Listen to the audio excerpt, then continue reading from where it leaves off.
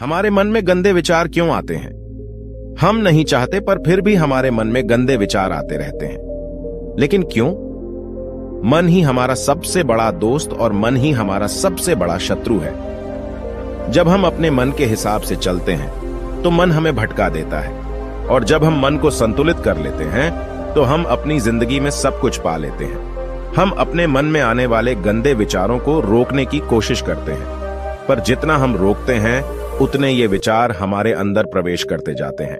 आप जिस चीज से जितना दूर भागोगे उतनी ही वह चीज आपके पास आएगी। इसीलिए उस चीज से भागो मत, बल्कि उस पर संतुलन कायम रखो। एक बार एक युवक गौतम बुद्ध के पास आया और गौतम बुद्ध से बोला, हे बुद्ध, मेरे मन में इतने गंदे विचार क्यों आते हैं? मैं नहीं चाहता कि मेरे मन में गंदे विचार आएं, पर मेरे मन में हमेशा काम वासना के विचार चलते रहते हैं और मैं इनके बारे में सोच सोच कर बहुत परेशान हूं। मेरी ऊर्जा और समय ये सब सोचने में ही नष्ट हो जाते हैं, और ये सब विचारों की वजह से मैं कभी कभी शांत नहीं रह पाता और मैं हमेशा ही स्त्रियों को देखकर मोहित हो जाता हूं, अपने आप को रोक ही नहीं पाता। बुद्ध मुस्कुराए और उन्होंने उस युवक से पूछा, क्या तुम्हें पता है कि यह काम वासना होती क्या है?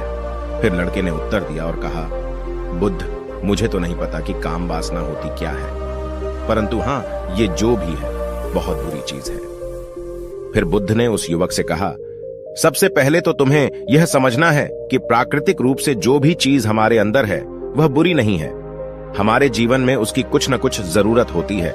वासना कोई बुरी बात नहीं है, यह हमारे मन की एक भावना है जो हमें किसी न किसी चीज की कमी का एहसास करवाती है, और फिर हम उस चीज को पाने के लिए उस चीज की ओर आकर्षित हो जाते हैं। जैसे अगर तुम्हारे पास धन की कमी है तो तुम में धन पाने की वासना उत्पन्न हो जाएगी।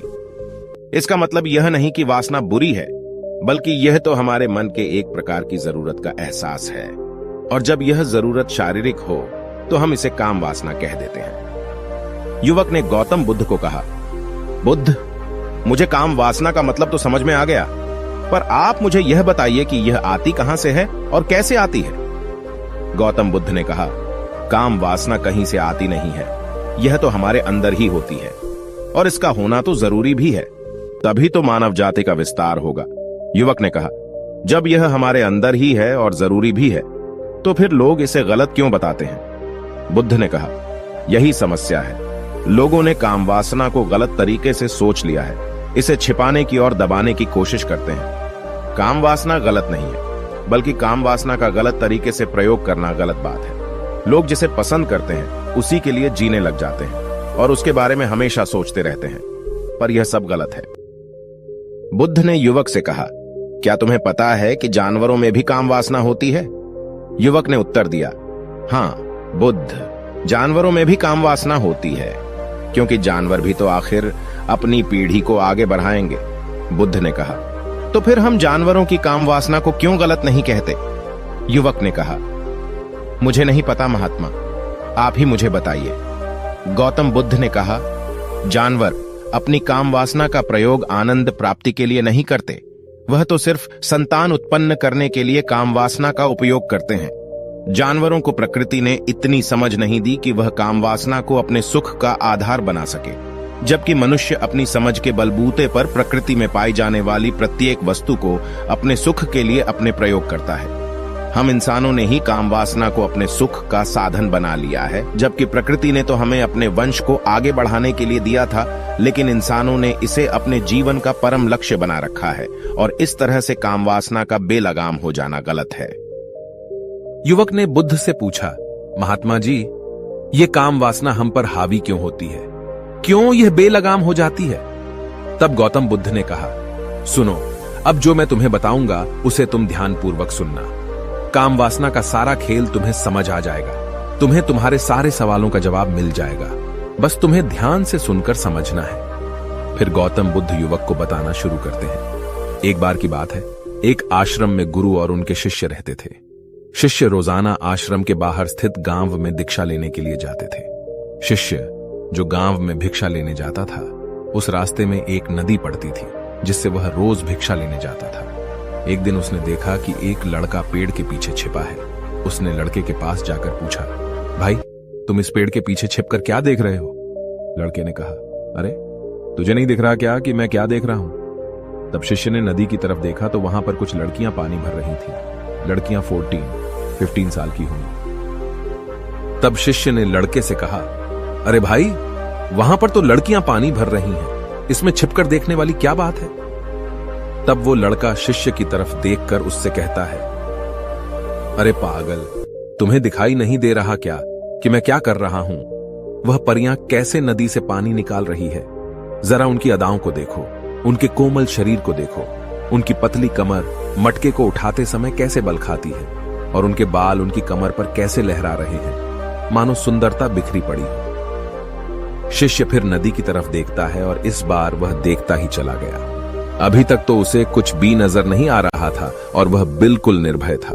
उसे किसी बात का कोई डर नहीं था, लेकिन अब वह छुपने लगा और उन लड़कियों को देखने लगा जैसे उसने कोई अपराध कर दिया हो।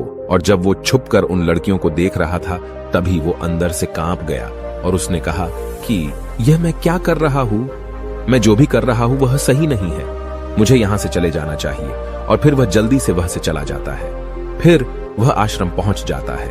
आश्रम जाकर वह अपने कार्यों में लग गया, लेकिन जो अभी वह देख कर आया था वही उसकी आंखों के सामने बार बार आ रहा था। उसके मन में वही दृश्य चल रहा था। उसका मन वही सब कुछ देखने के लिए ललचा रहा था। उसका किसी भी काम में मन नहीं लग रहा था। सुबह होते ही वह रोज भिक्षा के लिए आश्रम से जल्दी निकल जाता और नदी के पास वाले पेड़ के पास जाता, जहां वह लड़का पहले से मौजूद रहता था। उसके साथ मिलकर लड़कियों को छुपकर देखता था। अब वह रोज ऐसा करने लग गया। उसका मन अब किसी भी काम में नहीं लगता था। वह हमेशा किसी न किसी प्रकार के विचारों में उलझा रहता था। वह आश्रम के कार्यों को भी ठीक ढंग से नहीं कर पा रहा था। न वह ठीक से सो पाता था और न ठीक से खाना खा पाता था। उसका मन बेचैन सा रहता था। उसका मन बार बार उन लड़कियों के सौंदर्य को देखने के लिए ललचाता था। जब गुरु भिक्षा देते तब भी उसका मन कहीं और विचारों में खोया रहता था। गुरु ने अपने शिष्य की इन हरकतों को देखा। तब एक दिन गुरु ने शिष्य को अपने पास बुलाया और कहा, आज से मैं भी तुम्हारे साथ भिक्षा मांगने चलूंगा। तुम और मैं साथ साथ भिक्षा मांगने चलेंगे। तभी शिष्य ने गुरु को मना करते हुए बोला, नहीं गुरुदेव, आप परेशान क्यों हो रहे हो? मैं अकेले ही ठीक से भिक्षा मांग सकता हूं। गुरु ने शिष्य से कहा, ठीक है, तुम अकेले ही भिक्षा मांगने जाओ। इसके बाद शिष्य भिक्षा मांगने निकल गया। शिष्य के जाने के बाद गुरु भी आश्रम से निकल गए और शिष्य का पीछा करने लगे कि वह कहां जाता है, किससे मिलता है। यह सब देखने के लिए उसके पीछे पीछे चलने लगे। थोड़ी दूर जाने के बाद गुरु ने देखा कि उनका शिष्य एक लड़के के साथ एक पेड़ के पीछे अपराधी की तरह छिपा हुआ है और छिपकर कुछ देख रहा है। गुरु भी अपने शिष्य के पीछे जाकर खड़े हो गए, यह देखने के लिए कि आखिर उनका शिष्य क्या देख रहा है, जिसके लिए वह पेड़ के पीछे अपराधियों की तरह छिपा पड़ा है। गुरु ने देखा कि उनका शिष्य पेड़ के पीछे छिपकर लड़कियों को देख रहा है जो नदी से पानी भर रही है। तभी गुरु ने शिष्य से कहा, क्या तुम लड़कियों से भी भिक्षा लोगे? गुरु की आवाज सुनकर शिष्य का मन घबराया और उसके पसीने छूटने लगे। वह थर थर कांप रहा था, जैसे किसी चोर को पकड़ते समय रंगे हाथों पकड़ लिया हो। उसकी हालत खराब हो गई। वह कुछ भी नहीं बोल पा रहा था। वह लड़का जो शिष्य के साथ था वहां से भाग गया, जिससे शिष्य और भी घबरा गया था। उसके मुंह से कुछ टूटे फूटे शब्द ही निकल रहे थे। वह अपने गुरु से भी नजर मिलाने का साहस नहीं कर पा रहा था। गुरु ने शिष्य की ओर देखा और कहा, मेरा शिष्य तो निर्भय है, उसे तो किसी भी चीज का डर नहीं है, लेकिन ये क्या, तुम तो डर के मारे कांप रहे हो। शिष्य ने गुरु से कहा, मुझे माफ कर दो, इसमें मेरा कोई दोष नहीं है। उस लड़के ने मुझे बहका दिया था, लेकिन मैं आपसे वादा करता हूं कि आज के बाद मैं कभी दोबारा ऐसा नहीं करूंगा। मुझे माफ कर दो। गुरुदेव ने कहा कि कोई बात नहीं, पर इस बात का तुम ध्यान रखो कि हम जैसी संगति करते हैं वैसा ही फल हमें प्राप्त होता है। हम जैसे संगति करते हैं उनके विचार हमारे अंदर प्रवेश करते हैं। इसीलिए अच्छी संगति करो ताकि तुम्हारे अंदर अच्छे विचार प्रवेश करें। फिर गुरु और शिष्य आश्रम लौट आए और फिर से आश्रम के कार्यों पर ध्यान देने लगे। उसने उस रास्ते को छोड़ दिया और दूसरे रास्ते से जाने लगा। वह अपने काम को ध्यान से करता था, लेकिन धीरे धीरे उसके अंदर क्रोध उत्पन्न हो गया और फिर वह दूसरे शिष्यों पर क्रोध करने लगा और बेचैन हो गया। अब वह सही समय पर भोजन भी नहीं करता था। वह भोजन भी बहुत कम खाता था। एक रात गुरु शिष्य के पास आए और उससे बोले कि तुमने मुझसे वादा किया था कि तुम अपना मन नियंत्रण में रखोगे। अब तक तुमने कितनी बार अपना वादा तोड़ दिया। यह सुनकर शिष्य अपने गुरु के चरणों में गिर गया और रोने लगा। रोते रोते ही उसने गुरु से कहा कि गुरुदेव, मैं कहीं बार अपना वादा तोड़ चुका हूं, फिर वादा कर लेता हूं, लेकिन हर बार मैं वादा तोड़ देता हूं। मेरा मन मेरे नियंत्रण में है ही नहीं। मैं बहुत कोशिश करता हूं कि मैं अपने मन से सारे बुरे विचारों को निकाल दूं, लेकिन मैं चाहकर भी ऐसा नहीं कर पा रहा हूं। फिर गुरु ने शिष्य को कहा, चलो मेरे साथ। गुरु शिष्य को आश्रम के बगीचे में लेकर गए और शिष्य से कहा, देखो यहां पर कुछ नालियां बनी हुई है जिससे नदी का पानी इन पौधों तक आ रहा है, और यह पानी निरंतर भाव से बह रहा है। क्या तुम इस पानी के बहाव को रोक सकते हो?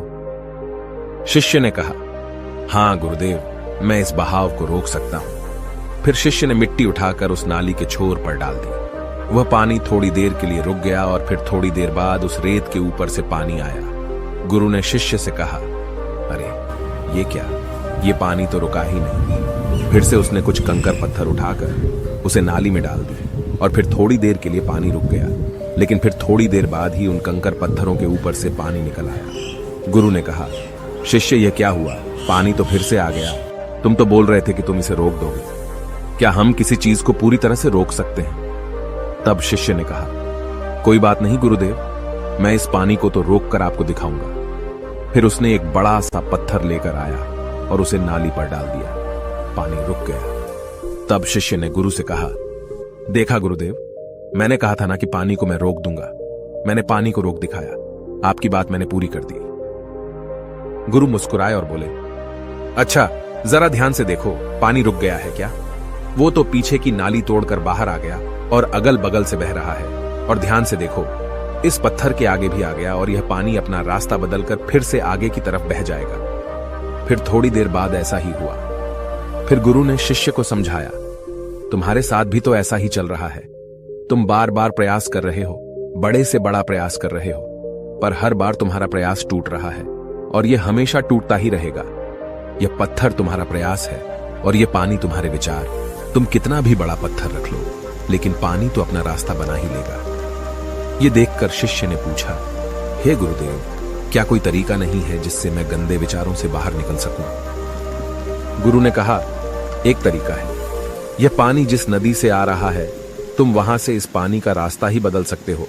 गुरु शिष्य को एक नदी के पास ले गए जहां से उस बगीचे में पानी आ रहा था। गुरु ने शिष्य से कहा, वो पानी इसी नदी से जा रहा है।